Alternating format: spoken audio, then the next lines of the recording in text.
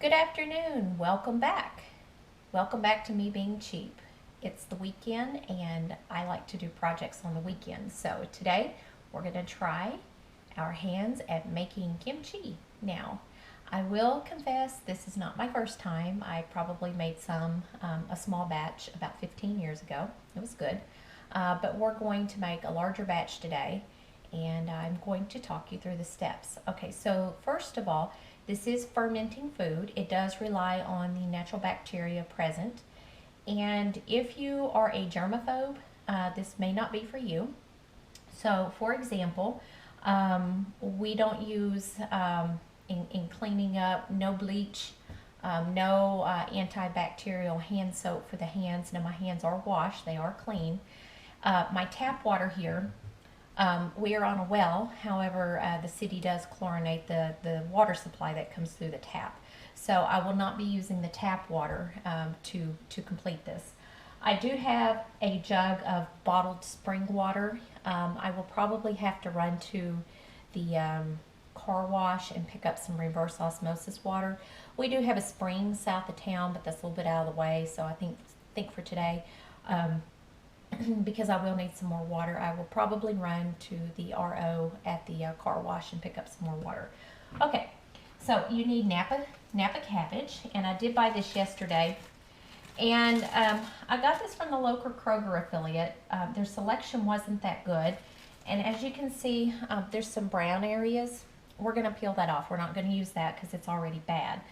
But I would like to tell you, I did negotiate a lower price. So it's February 2017. This was $2.49 a pound. But I asked them if they would negotiate for a lower price because it's doesn't look as fresh as it could be. I'm sure it's fine underneath. We'll find out here in a minute.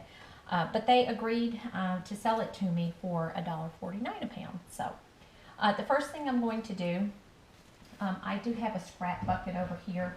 You probably can't see it off the camera. But I'm going to peel these cabbages and get the stuff that's already browned. Go ahead and remove that. Chickens will eat that.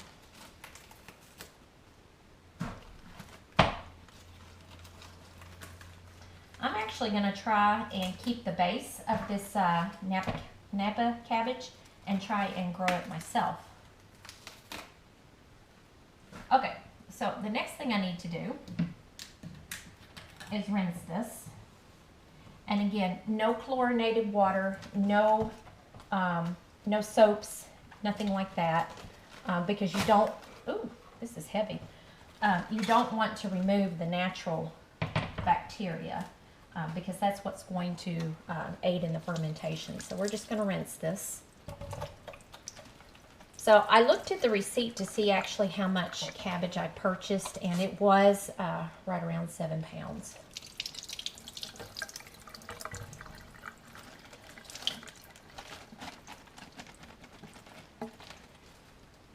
Then obviously as I cut it up, I'll look for any visibly soiled areas. So I'm going to cut off the base, and I am going to save that and try and regrow it.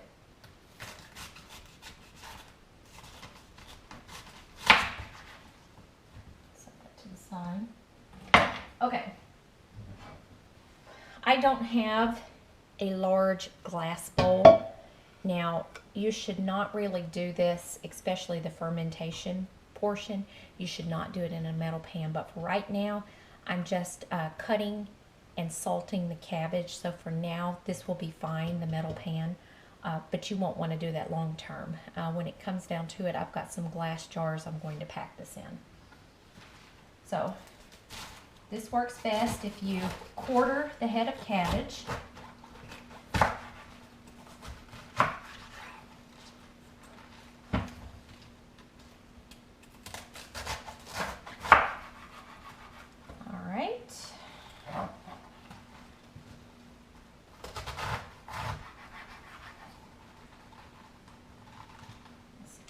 Here so I get some more room. And then the idea is to cut this into bite-sized pieces.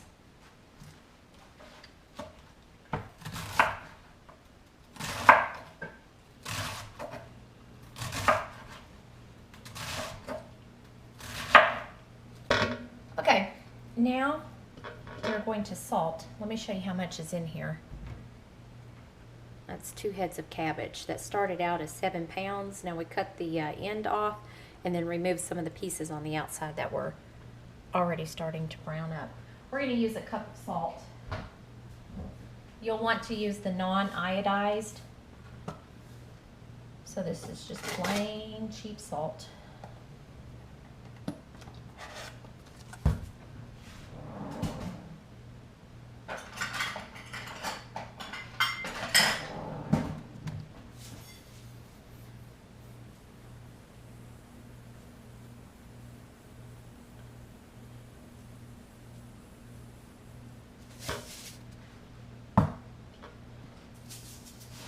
And just start mixing it in.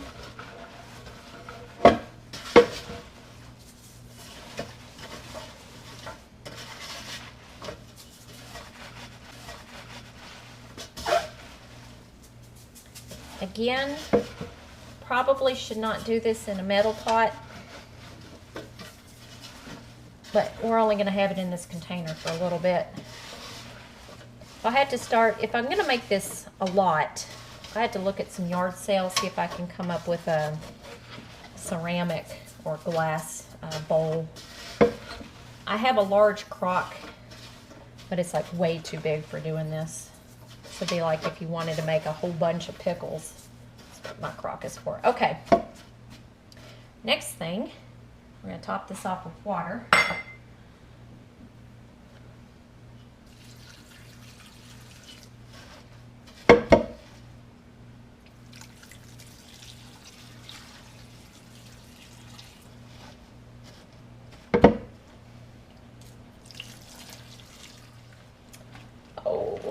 Not quite enough. Okay, I've got another bottle of water.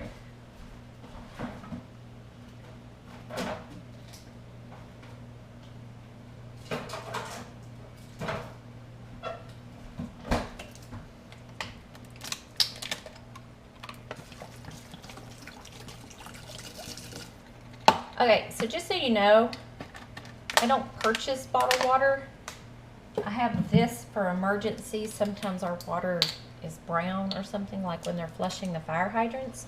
So I keep some extra water on hand for that. But these little single serving size, these are usually things that come home from my kids from school. Of course, we don't want to waste them, so put them in the fridge. All right.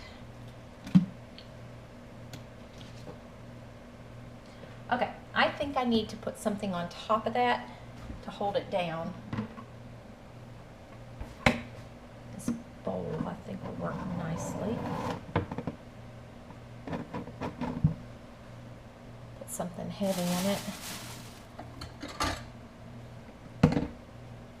Just use what you have. Okay, we're going to let this sit in the salty water for about 2 hours. Thanks for watching. I'll check back in with you in about 2 hours. Okay, welcome back. It has been over 2 hours since we put the cabbage in the brine to soak. So we're going to take that out now, and we have to do a triple rinse. The reverse osmosis at the car wash was not working today, so I did have to go down to the spring and get some water. But it was a nice day for a drive, so I didn't mind. It had been a long time since I've been out there.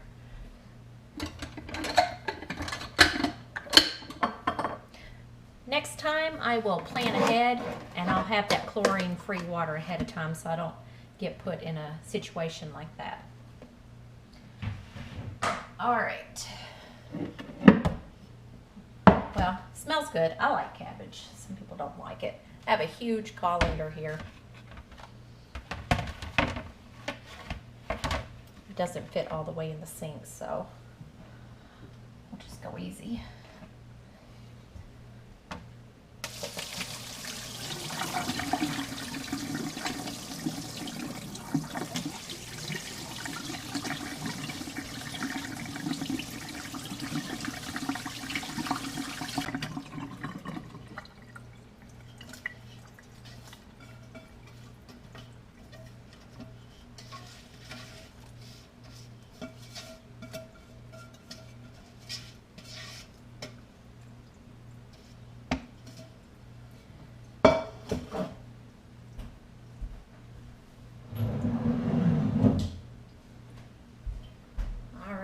here we have some fine spring water.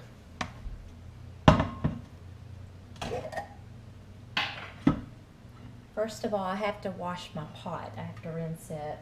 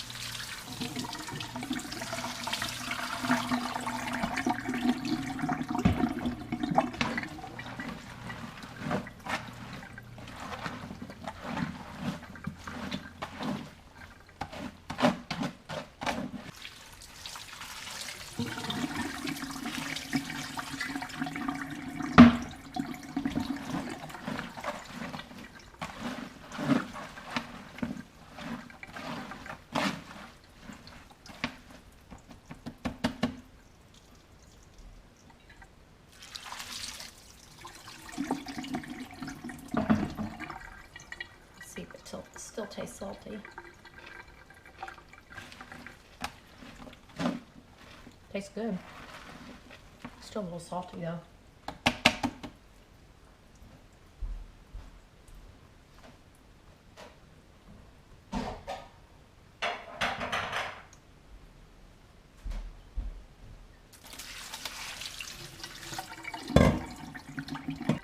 Okay, we're supposed to let that sit and drain for about 20 minutes. So in the meantime, I am going to cut the daikon into matchstick size pieces. I've got 2 of those, as well as cut up the scallions. So I will check back in with you in a bit. Welcome back. We have the daikon cut up, and that was 2 large daikon, and then 2 bunches of green onions. And what we will do is mix this together with the cabbage. It's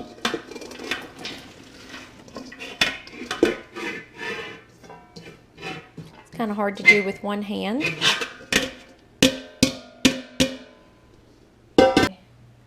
Don't want to make a mess.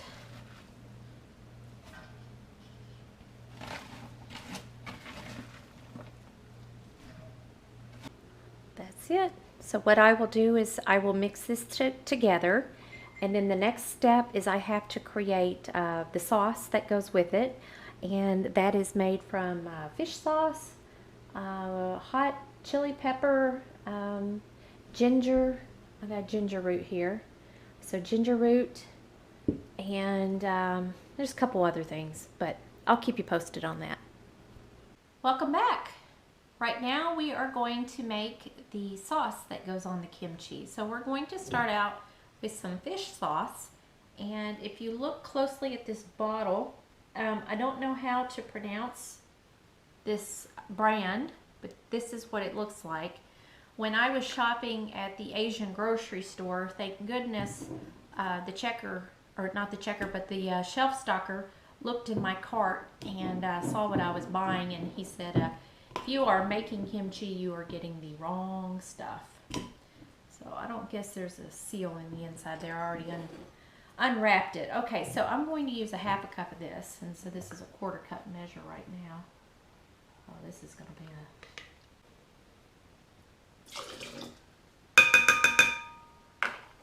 Okay.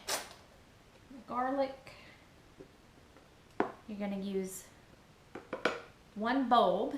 And so approximately ½ teaspoon equals 1 clove, and I think there's 6 or 8 cloves. Get this up towards the top.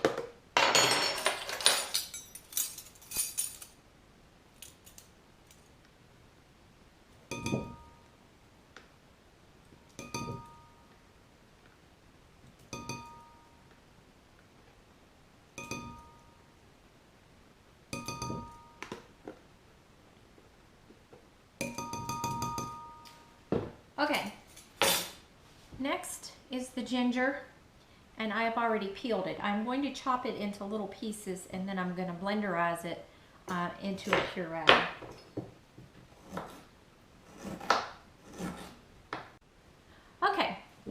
have run this through the blender, and this is what it looks like. And again, this is the fish sauce, the ginger, and the garlic. I'm going to add a tablespoon of sugar.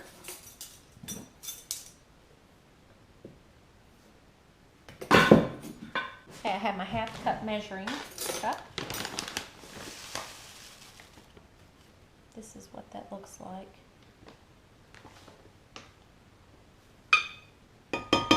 Now, before I touch this with my hands, I will put on some gloves. They recommend that so that you don't burn yourself and so that you don't stain yourself.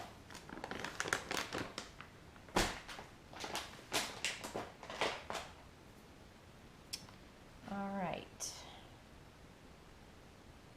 Going to run this through the blender, and then I will add the tiny baby shrimp.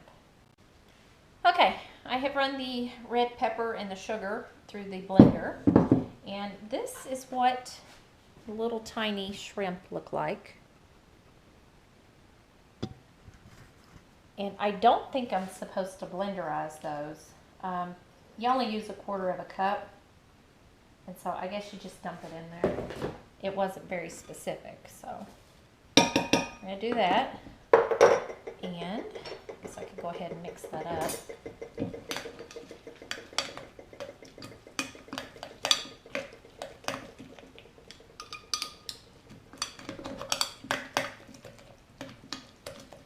Okay, I am going to go get some gloves.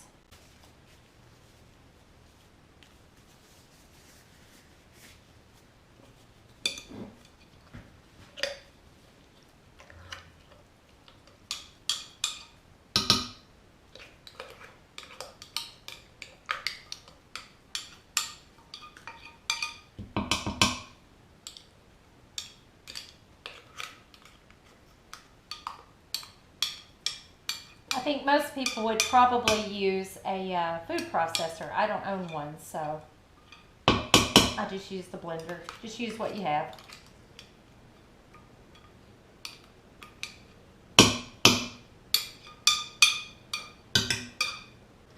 Oops.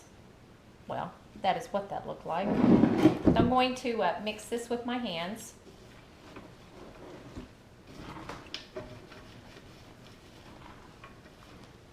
What that looks like. Now I've got these glass jars, and we're going to pack the kimchi in here. And you don't have to do this. You can burp your jars, but if you burp, you run the risk of the oxygen getting in there. And if you get oxygen in there, sometimes that can cause some mold on your vegetables. So I have fashioned these the lids that came on here with a rubber grommet, and then I'll show you the airlock here in a minute.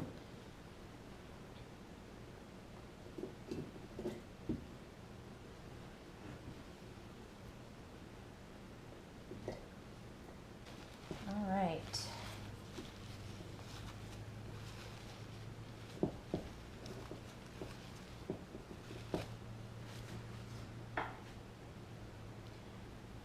So I'm going to screw this lid on.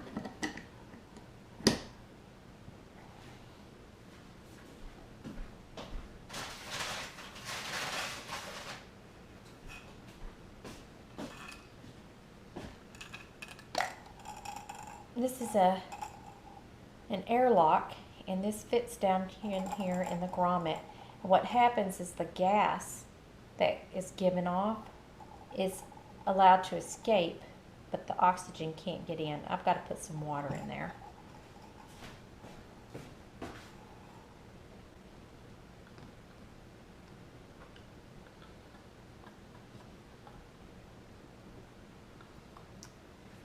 There we go.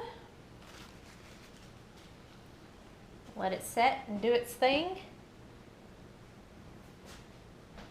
I'm going to place it in a bowl because I have seen these things overflow. All right, then what's left? All right, the kimchi is ready.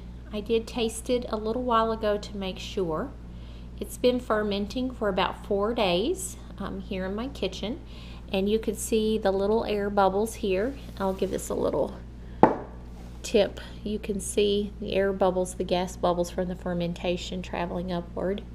And I have this airlock here. This protected the inside contents from oxygen during the fermentation process, so it's important to keep it sealed. So this would allow the gas to escape, but not allow the oxygen to come back in contact. So the next step, I'm just going to put this into the refrigerator, and probably later on tonight I will jar it up. And this isn't something that you can. I mean, you put it in canning jars, but you don't can it, or you'll kill the good bacteria. You just keep it refrigerated. Okay, thanks for watching.